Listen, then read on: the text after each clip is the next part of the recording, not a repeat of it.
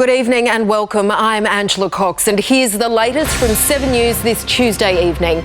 Breaking now, an Australian mother's heartache, speaking at the inquest into the London Bridge terror attack that claimed her daughter's life. Our Europe Bureau chief was in the court and joins me with the very latest.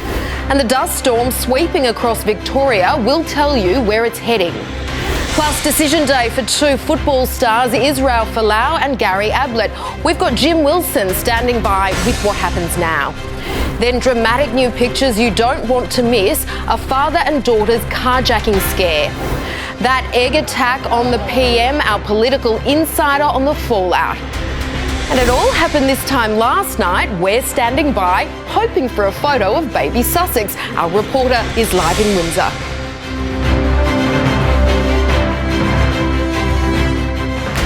We begin tonight with breaking news out of the UK, where the mother of an Australian victim of the 2017 London Bridge terror attack has just spoken at a coronial inquest. Hugh Whitfield has been at that inquest today. Hugh, what did Sarah Zelenak's mother have to say? And good evening. Julie Wallace and her husband Mark, Sarah's mother and stepfather, have made the trip here to London, a trip to Europe that they'd never thought that they'd have to make to give evidence at this inquest. Julie Wallace gave a pen portrait. It's a 10-minute or so testimony to the court, basically to describe her daughter to the coroner. Julie Wallace saying every sliding door slid for Sarah to be in harm's way. What an incredibly difficult experience for them. So how long is this inquest expected to run, Hugh? Well, Ange, this inquest is expected to last 8 weeks, 2 months of evidence. The circumstances surrounding this attack in the first place, including the lack of guardrails and safety measures on London Bridge, because the attack there happened just 8 weeks after the attack on Westminster Bridge. And there'll be an investigation too into how one of the terrorists was allowed to be on an MI5 watch list and no real action taken that allowed him to carry out this attack. OK, thank you, Hugh Whitfield, with that breaking news out of London. There are weather warnings in place in Melbourne tonight. It follows a major dust storm barrelling through parts of Victoria. Tom Chadwick is in Melbourne for us tonight. Take us through these incredible images that have been coming out of Mildura.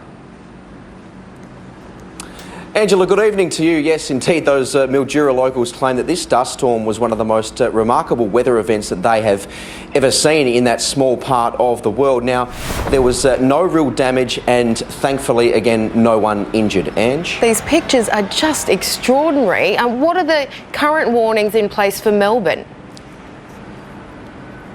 Yeah, they are extraordinary indeed. Look, we're expecting at about 10 p.m. tonight the winds here in Melbourne to significantly pick up, but you might be able to see behind me, we're in Docklands here, there is actually not much wind at all. Whether or not that is the calm before the storm, who knows? OK, thanks so much for bringing us those pictures, Tom. A 60-year-old man has died and another man is in hospital after their boat capsized off Perth. It's thought the men were crayfishing before their boat was swamped by big seas. Police say it doesn't look like the men were wearing life jackets. Investigations are underway. Police in 2 states are tonight ramping up the search for a Melbourne great-grandfather missing for 3 days.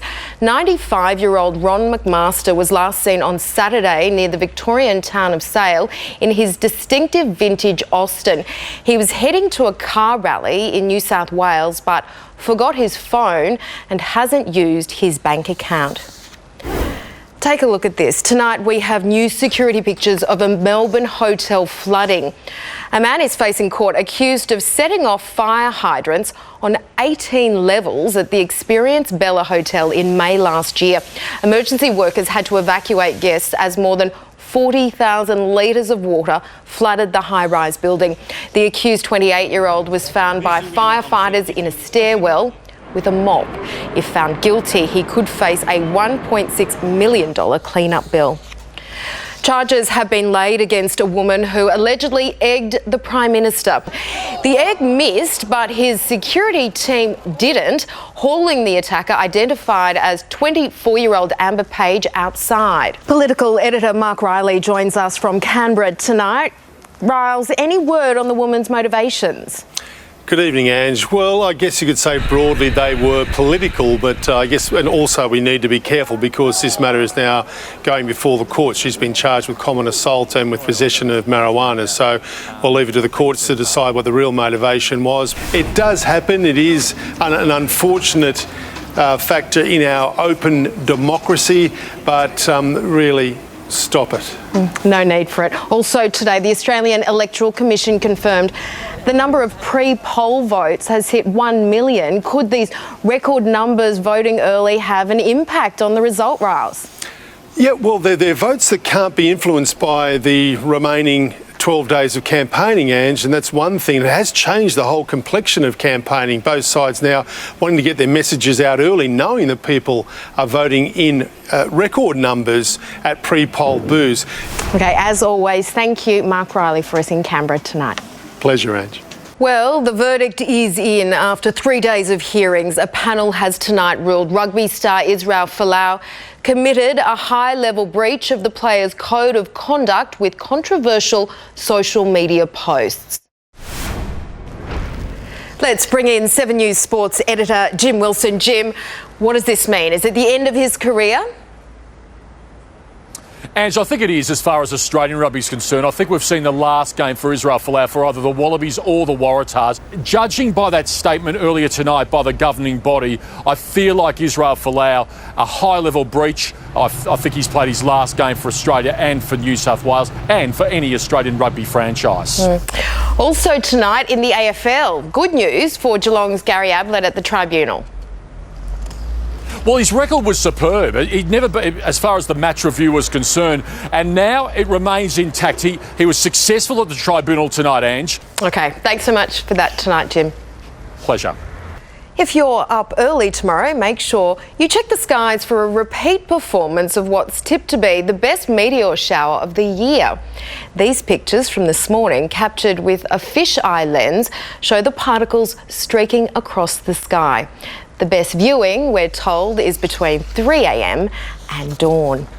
And 2 stars of a different kind. Human Nature back on stage tonight, but with new bling. After receiving Order of Australia medals, the quartet performing unplugged for those gathered at Government House. They're currently in the middle of a 30-year anniversary tour. Unless you've been living under a rock for the past 24 hours, you would have heard there's a new royal baby boy on the scene. Let's cross to UK correspondent Laurel Irving. Laurel, you're right now in Windsor still. Do we know where Harry and Meghan will present the new bub to the world? Well, we think actually right behind me here in Windsor Castle, and they're planning a very low-key, very controlled media event about this time tomorrow. Okay, well, no doubt we'll be speaking with you tomorrow night with all those gorgeous baby pics. Thanks so much, Laurel. Still to come, an urgent flu warning, why this year's strain is more serious than others and who is most contagious. I speak with a virologist. Trump versus China, we cross to Washington DC as trade talks come under threat, plus how it could impact our economy. And Pamela Anderson visits Julian Assange in a London prison. We hear from the actress. That's all next on the latest from 7 News.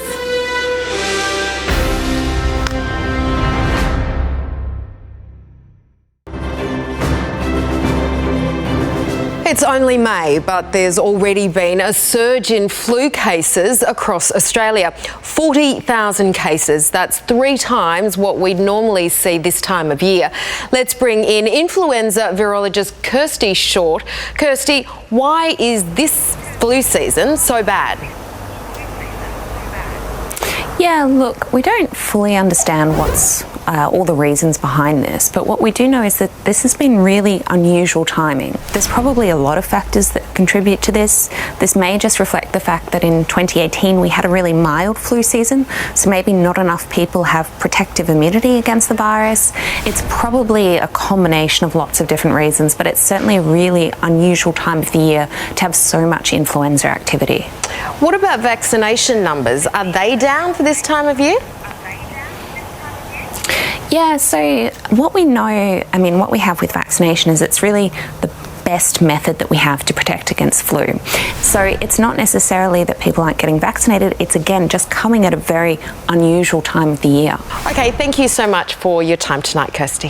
Thank you, my pleasure.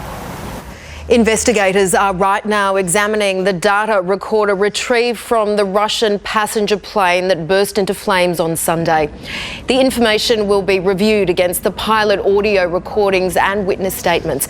At least 41 passengers died in the fire, including 2 children and a member of the cabin crew. Tiger Woods has been awarded America's highest civilian honour after his recent comeback. President Trump presented the Masters champion with the Medal of Freedom. And just in tonight, US actress Pamela Anderson has urged people to support Julian Assange after visiting him in a London prison. The WikiLeaks founder is currently awaiting a hearing on a US extradition request. For more on how these trade talks could impact Australia and our economy, I'm joined by Seven finance editor Gemma Acton. Gemma, this could be a lose-lose for us. Yes, and we're actually in quite a difficult situation. On the one hand, if the trade talks collapse, that would be negative for China's economy. Anything negative for China's economy is negative for us. Doesn't sound good. Thanks, Gemma. Okay. Still to come, Lady Gaga's red carpet striptease. See how that unfolded on the Met Gala pink carpet. Why an out-of-this-world photograph is tonight's final frame. Plus, we'll have all of Wednesday's weather next on The Latest from 7 News.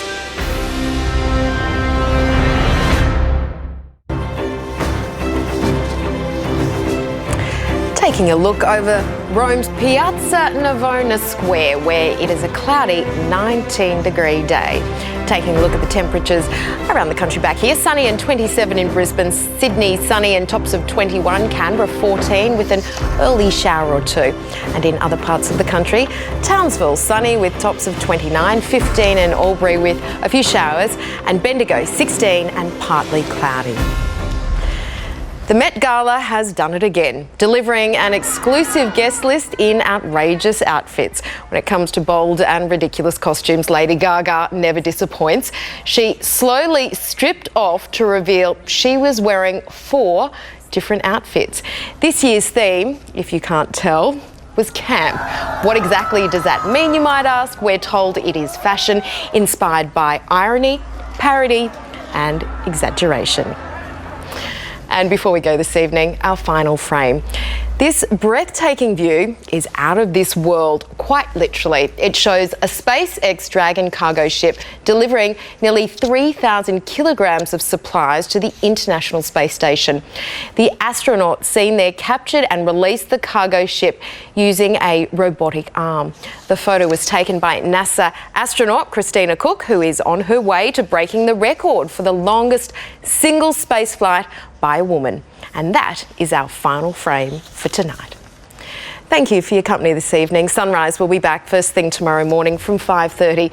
From the team here at 7 News, that's The Latest. I'm Angela Cox. Good night.